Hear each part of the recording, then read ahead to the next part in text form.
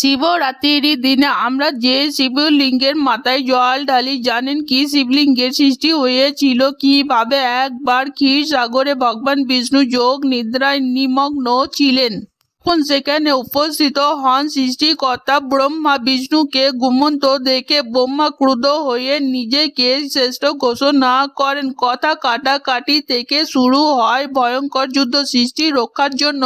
তখন ভগবান শিব এক অসীম জ্যোতির্ময় স্তম্ভের লিঙ্গের রূপে তাদের মাঝখানে আবির্ভূত হন। স্তম্ভটি আদি অন্ত খুঁজে পাওয়া যাচ্ছিল না। বিষ্ণু বরাহর রূপ ধরে পাতালের দিকে গেলেন, কিন্তু শেষ পেলেন না। তিনি বিড়ম্বতা ভাবে নিজের পরাজয় স্বীকার করলেন। অন্যদিকে ব্রহ্মা হংস রূপে ঊর্ধ্বলোকে উঠলেন। সেখানে শিবের শীষ থেকে পড়ে আসা কেতকী ফুলকে দেখে তিনি মিথ্যা সাক্ষী দিতে বললেন, যেন তিনি স্তম্ভের শেষ প্রান্ত দেখে ফেলেছেন।